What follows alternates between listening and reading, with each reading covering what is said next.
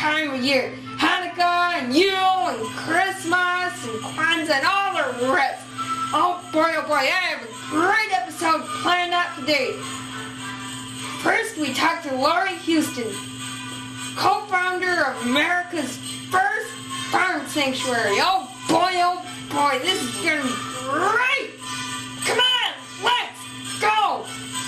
Phoebe was a cow that I welcomed into my life and loved her dearly. She was a former dairy cow. She had been used for dairy production her whole life. And we rescued her from a small dairy farm in New York, along with, I think, 25 other cows. And she was thin and emaciated and needed a lot of health care. And she wasn't walking real well, so she couldn't be with the other cattle in the herd. So, yeah, baby. So we put her in a separate pen so that she could still see the other cows and be with them and hear them, but she could be on her own so that we could give her health care and just make sure she was safe and sound. And about that same time, we took in an old sheep named David, and we thought, well, you know, let's just see if we can put them together and they can keep each other company. And I'll tell you, for Phoebe and David, it was love at first sight. They just adored each other, and David, being an old sheep, was also blind. And it was really interesting because we always knew when David had strayed away from Phoebe too far, because Phoebe would start bellowing and crying looking for David, and she would not stop crying until we went out, and sure enough, David had gone out into a field and a little bit too far, and he'd gotten lost and couldn't find his way back. So we would bring back David, and Phoebe would lick him all over, even though, being a sheep, he had lots of wool on him. And at night they would sleep just butt to butt, you know, like best buddies. Although in this case I think it was, for Phoebe, really the first time that one of her babies hadn't been taken away from her, because being a dairy cow, her whole life she was impregnated, and then after she gave birth, her baby was taken away so that the milk could be used for humans. And I can't imagine, you know, cows are like mothers like all of us, and they feel deeply. And so her whole life she had her babies taken away from her. And so it was so nice when finally she had little David. And so the two were pretty inseparable. But as I mentioned, David was pretty old. And one day he did pass away, just in his sleep of old age. And it was something I'll never forget, because we couldn't even go into the pen to, because David did need to be buried on the farm, and we couldn't take him away from her. She was just protective of him even after death. And so we let her be with David as long as we could, and then finally we did have to take David and bury him. And she cried for like 3 or 4 days, and it was just a mournful, mournful, mournful cry. And it touched all of our hearts to see just how much she had cared for this little guy who wasn't even her own biological child, but she had adopted him, and she loved him like a son. Fortunately, you know, Phoebe did get healthier and was able to then be with the other cows eventually, and so she was happy again. But it just reminds me of what these dairy cows go through, you know, every day of their lives, where they're never allowed to keep their own children, and it's as devastating to them as it would be to you and I. So, Thank you. Sure.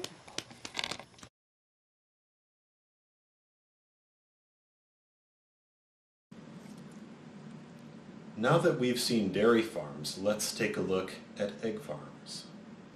Okay. Do you like to eat eggs, Bio? Oh yeah, I love eggs. Fry me up some eggs in the morning and I'm a happy guy. Oh, I sure love eggs.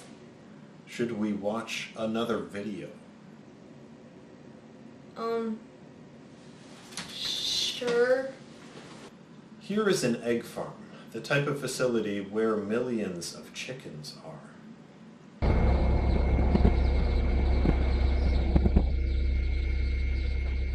These workers, called sexers, roughly separate the male chicks from the females.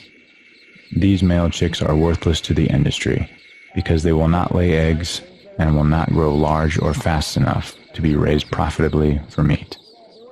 These male chicks are killed by being dropped into a grinding machine while still alive.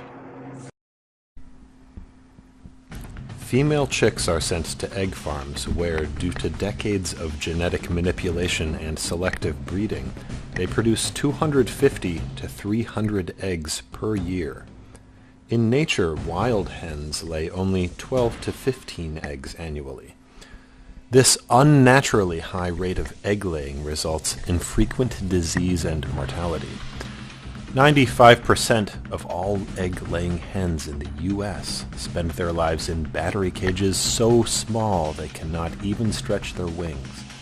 Packed in at 5 to 10 birds per cage, they can only stand or crouch on the cage's hard wires, which cut their feet painfully. In these maddening conditions, hens will peck one another from stress, causing injury and even death. Rather than give them more room, farmers cut off a portion of their sensitive beaks without painkillers. A chicken's beak is loaded with nerve endings more sensitive than a human fingertip. Many birds die of shock on the spot. Most hens on cage-free or free-range operations are also debeaked, as these labels allow producers to confine thousands of birds inside crowded sheds. In a natural environment, chickens can live 10 to 15 years, but chickens bred for egg laying are slaughtered, gassed, or even thrown live onto dead piles at just 12 to 18 months of age when their egg production declines.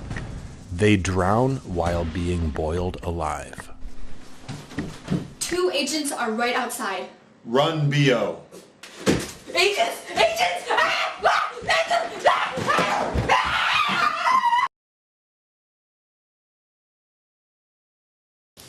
Ow! Hello there! I have a great episode planned out today. We're gonna talk to a wizard. His name is Menobetta, and he's gonna tell us about totem animals today. Totem animals? What the heck are totem animals? I have no idea. A totem animal is the animal that you can relate with most. For me, that's the wolf.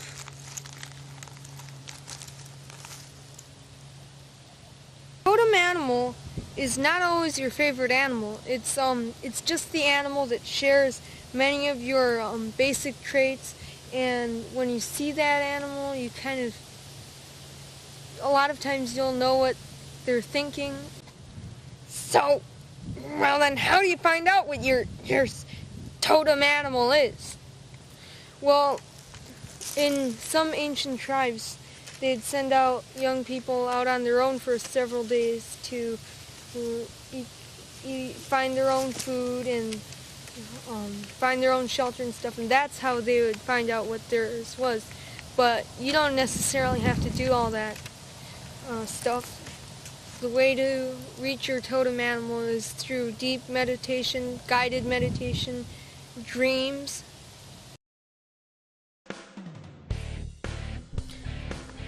I have a very important matter to discuss with you today. Did you know that the wolves of Wisconsin are in great danger?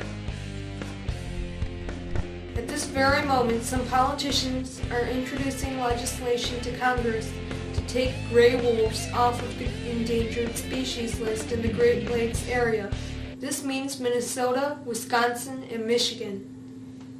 Contact your local representative and politely urge them to work against this bill. The bill is called H.R. 843.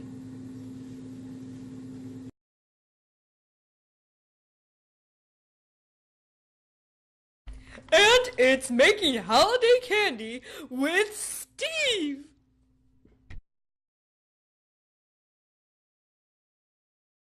So first we're going to toast these almonds at 350. Corn syrup. That's sweet stuff, isn't it?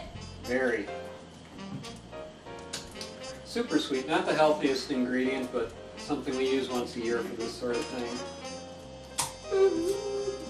Okay, so we're going to have a third cup of that. Third cup, eh? We'll put that in there. There are sources for vegan white sugar. Otherwise they're processed with bone meal, right? Correct. So you have to look that up and figure out what the clean sources are for that. Okay.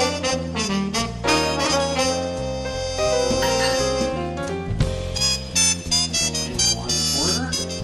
And then let's get our chocolate started. Some semi-sweet vegan chocolate here. We've got a double boiler here. We'll put some water in the bottom. That's kind of a fancy thing. Yeah, so water's in the bottom, so the chocolate on the top will never get beyond 212 degrees. Okay, so we'll turn up heat on that chocolate. That'll slowly get up to temperature. And have some nice melted chocolate to smear over the top of the candy when it's done. There they are. They smell toasty. They sure do. Don't burn your nose. Okay. So now we need to chop them up. Do some noisy almond chopping. Okay, so we'll grease this pan up because we don't want the candy to stick to the pan. Okay, so in the saucepan we've got the corn syrup. Now we're going to throw some rum in there. Rum! A third cup. But the alcohol will evaporate, right? Right. Okay, good. So there's Because I don't do alcohol. Yep.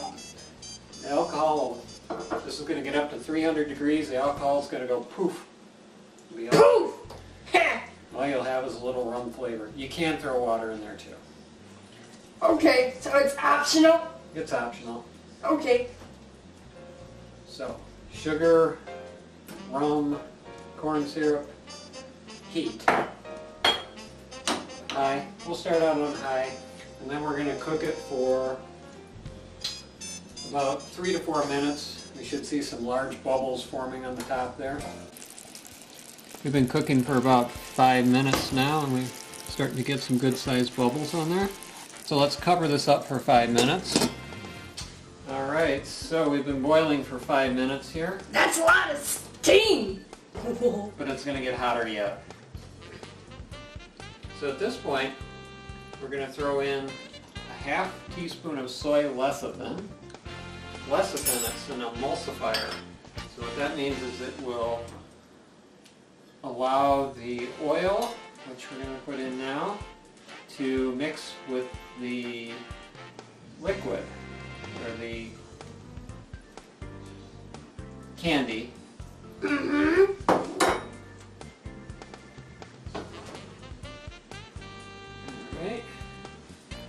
There goes just around a half a cup of oil. So let's turn that up just a little. Get that nice and hot. So now we're going to sit here for quite a while. It's rapidly, we're at 290 degrees right now. So you want to be really careful when you're working with this stuff. You don't want to be sticking your fingers in 290 degree candy. Otherwise it would hurt. As soon as it gets up to that temperature, we are going to drop in a full cup of those chopped almonds.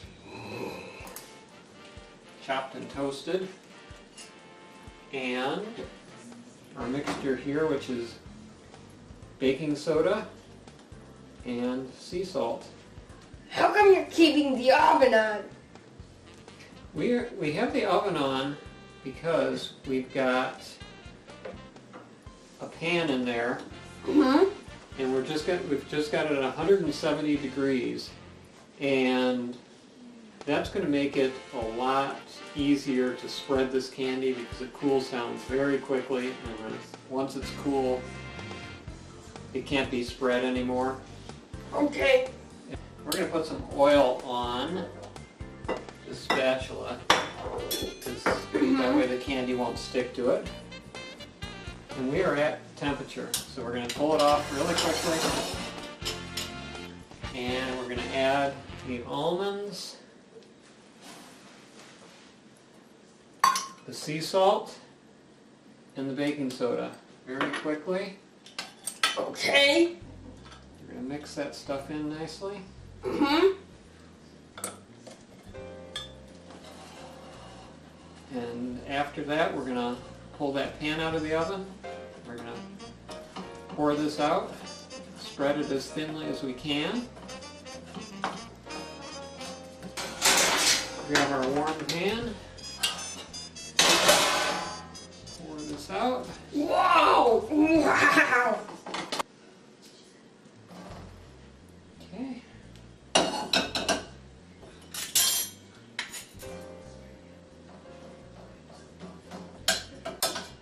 So now we'll let that cool just a little bit, and then we're going to put on our chocolate mixture, Chocolate! thoroughly melted. So let's mix the almonds into the chocolate now.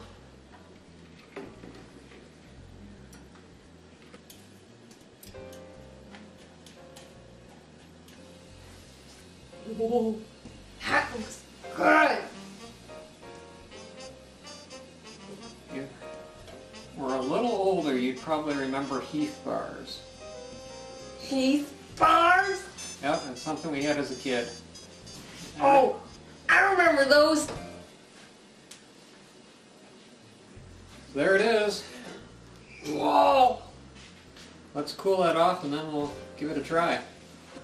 Okay, so we've got our candy, which we just put outside for 15-20 minutes or Oh so. boy, it looks great! Wow! Cold, not stuck to the pan. Now we just break it up and eat it. Oh boy, oh boy. It's great! Thank you very much, Steve. You are welcome. For those of you that watched the first episode, you'll remember Dharma Voices for Animals. But for those of you that don't, I'll tell you a little about it.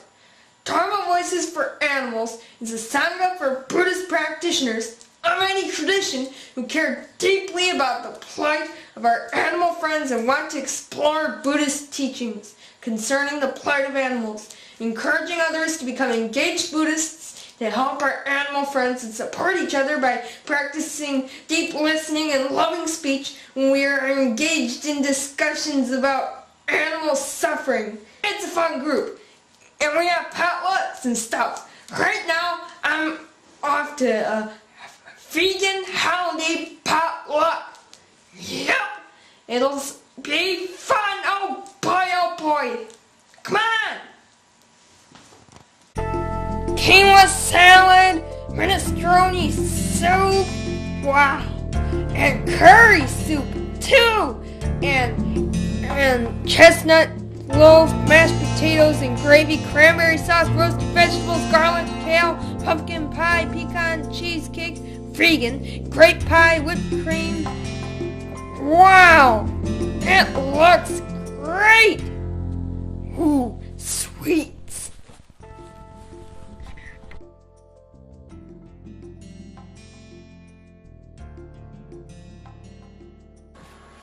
Boy, am I full. That was great food.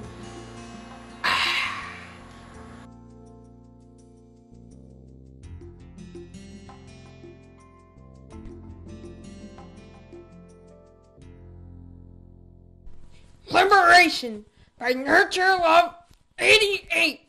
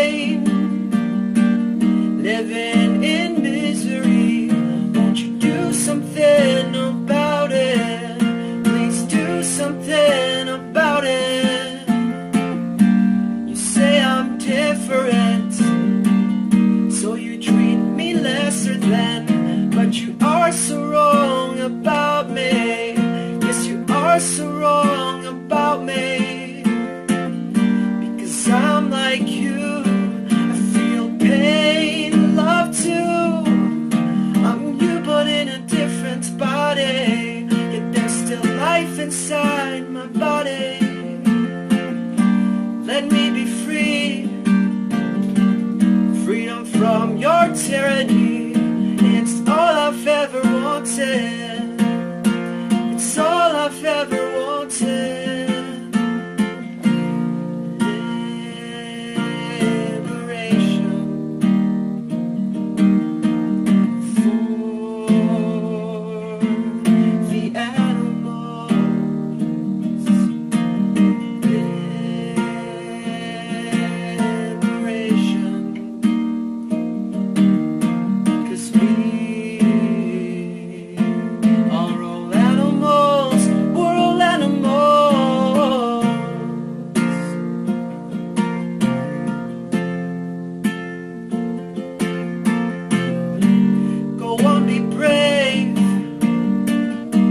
Out there and make history and bring justice to my life, love. Bring justice to the lives lost. Because every day they will try to convince you that humane murder is justified. But believe me, I don't want to die. But I'm at your mercy. And you are the difference. Be the voices of the silenced, and the silence stop the violence. And organize, mobilize. Speak up for the defenseless. Without you are defenseless.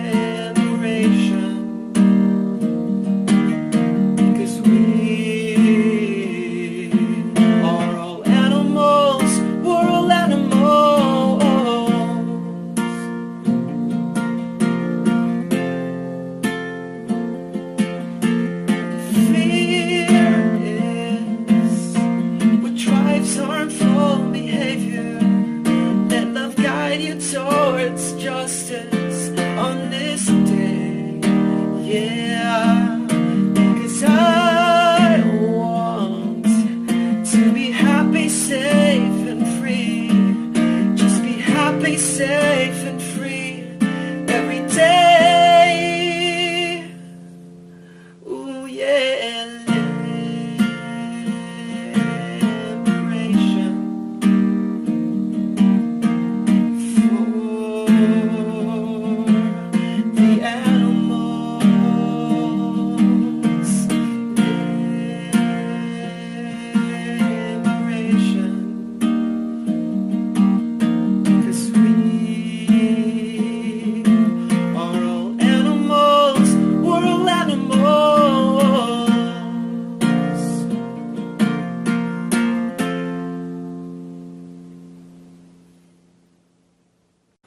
You should also check out this song being performed in Chicago by Direct Action Everywhere.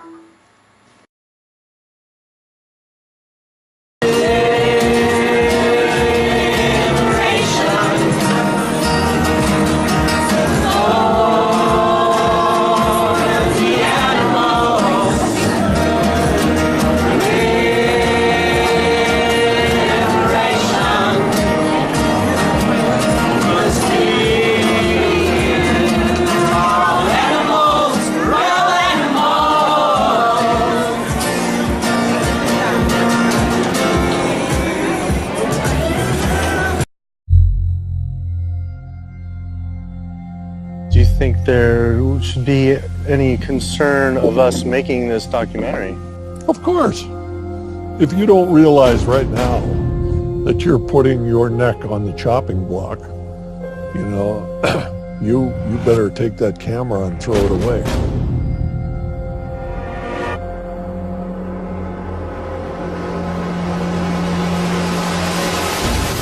It's an environmental disaster that's being ignored by the very people who should be championing.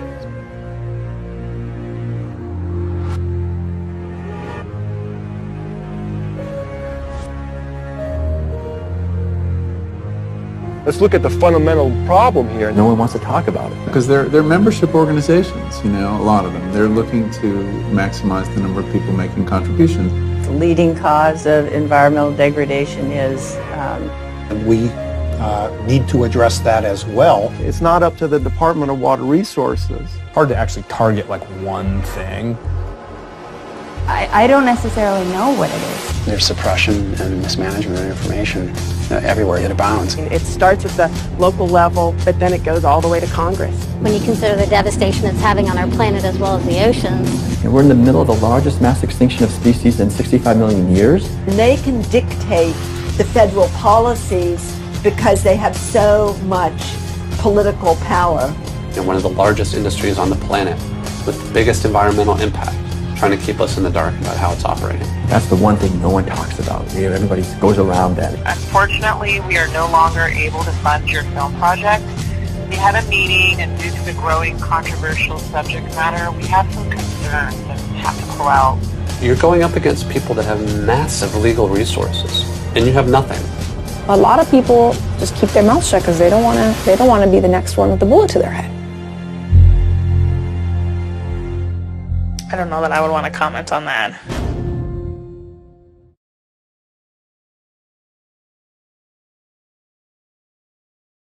Well, I can't wait till next month to see you again. Make sure to tune in to Animal Time in January 2 for a brand new episode. Bye, and remember, animals have feelings